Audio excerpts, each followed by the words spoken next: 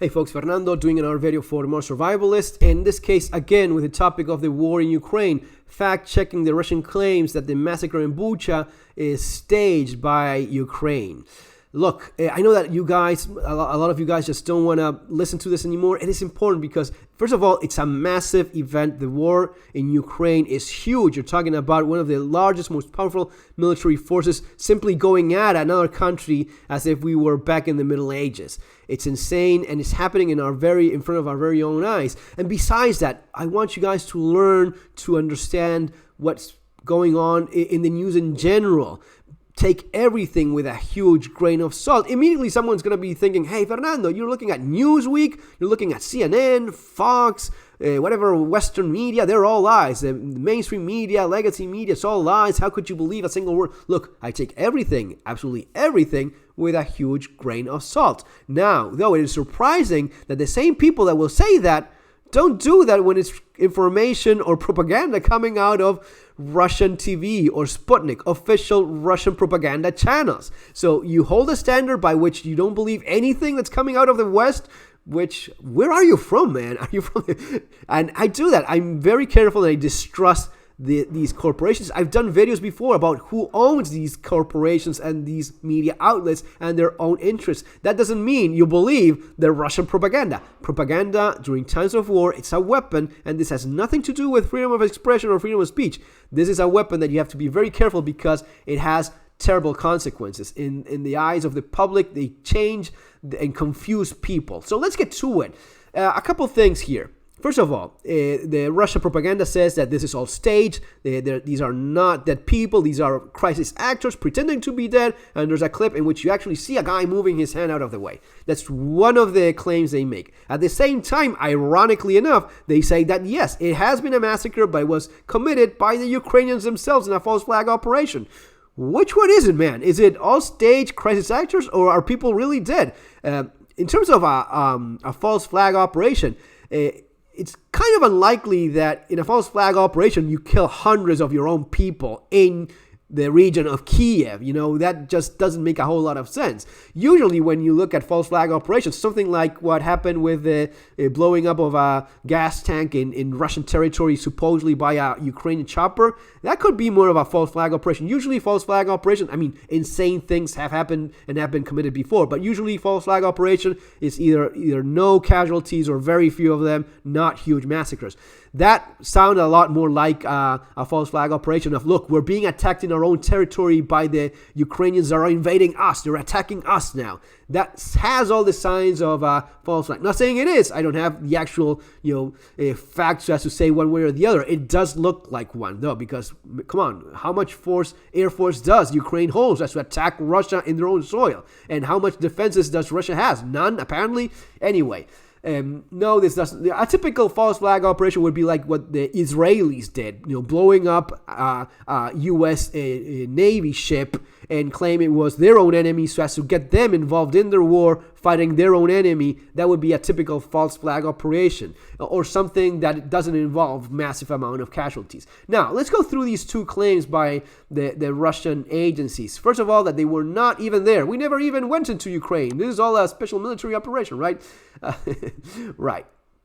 So, videos published as early as the evening of April 1st show the Ukrainian forces clearing the town streets as they comment on the devastation around them. Newsweek reached out to the state emergency services of Ukraine to clarify of the timeline of the events. Yes, I do remember it was on April 1st. Those first images were made public. You probably saw that as well. The soldiers were walking around showing dead people all over the place.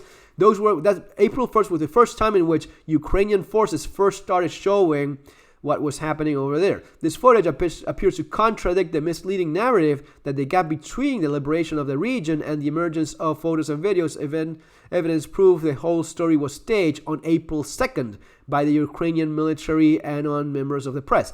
So on April 2nd, how could this have been staged on April 2nd if it was already on April 1st that they started making this public? So it was, staged before? This was all people were massacred before April 1st, on April 1st itself, or the crisis actors were brought there. I mean, it is so far-fetched and so ridiculous that it's hard, but some people will believe that. International journalists were allowed into the town on April 2nd, which is close to the timeline of the first official reports of the atrocities began to emerge. This is because, why is it that journalists were allowed on April 2nd? Because the first day, of course, you're liberating the city. It may have Russian forces still there. You also have to clear all the mines, booby traps. All of this is footage that's available. You have to look around for it. But Russians leave traps, bombs, and mines all over the place. You cannot have people walking all over a town that was just abandoned by the Russians because it's probably full of explosive to detonate as soon as you touch anything. So clearing on the April 1st, and the journalists walking in across on April 2nd, that makes perfect sense. Now, Mikhailo Podolsky and the advisor of the head of office of the President Vladimir Zelensky shared some of the earlier images, as did Agence France, Press, Associated Press, and other international news agencies. Notably, here we go, the Russian Defense Ministry on Sunday, April 3rd, claimed that its forces had fully withdrawn from Bucha by March 30. But just 2 days earlier, on the morning of April 1st, it claimed to maintain full control of the hostile Bucha Hozera area. So, the same Russian Defense Ministry said that on April 1st, they controlled the entire area, that they maintained full control. They said that on April 1st. And then a few days later, no, we were never there. No, we didn't say that. They rewrite history, they backtrack on their own claims. It makes perfect sense that they said, as they were retreating on April 1st, that they maintained full control, maybe that morning or a few hours of that day as they retreated, and still saying, yeah, we maintain full control. And at the same time, that was when the first actual boots of Ukrainians reached there and started showing the massacre that they found. So it makes perfect sense, and it is registered, the lie from Russia, saying that they maintain full control, a couple days later saying, no, we didn't say that, we were not there at all, we left on the 30th. Now, first lie debunked, okay? They were there when they said they were there, and not when they said they left a few days later. Now, the famous arm moving thing, where you see a video of what appears to be the arm of a man moving that's supposed to be dead, but he's moving. What's that going on there? You see it. You see them. There it is, moving. He's alive. When I first saw this, the first thing I thought was yet another bit of Russian propaganda. They did something before. This is why I didn't take this seriously in any way, because they had done before in another massacre that Russia committed in another town. They showed body bags, and all of a sudden a guy in a body bag gets up and walks away. Turns out that they cut and pasted a protest, I think it's in France or some other climate change protest, where the protesters were lying in body bags, and one of the guys actually needs to pee or something and gets up and walks away while the journalist is talking. They cut and pasted that into the body bags of the real people that had been killed in Ukraine by the Russians, and made it look like, look, they're walking away, he's alive. He just gets up and walks away.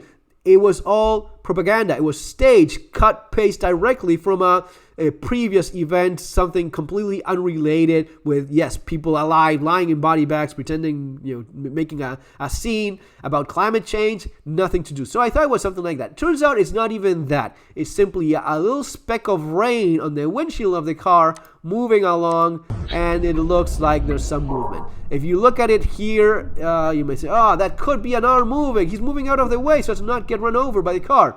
When you make this a little bit bigger, you actually see quite clearly. I don't know if you see it, but you see from that white part there, right? That movement, that apparent movement,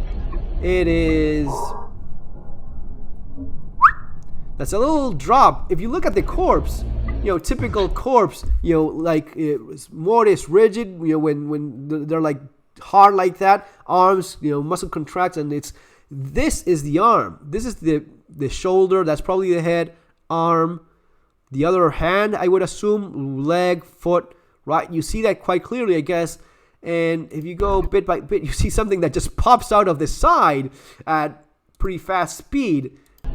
That is not movement. The entire arm is not moving at all. Look at it. This is slow motion. You have to see that. and it keeps on going up.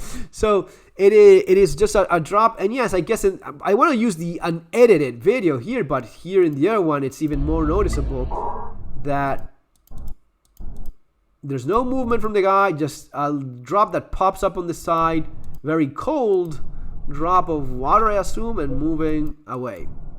Right, so that's it. But people that want to believe, they will look at this and question, oh man, look, they're moving, it's alive. Guys, this is what's really going on. It's important for you to analyze and understand the information that you're being fed and the lies you're being fed from the Russia propaganda machine. See you in the next video. Have an awesome day. Take care.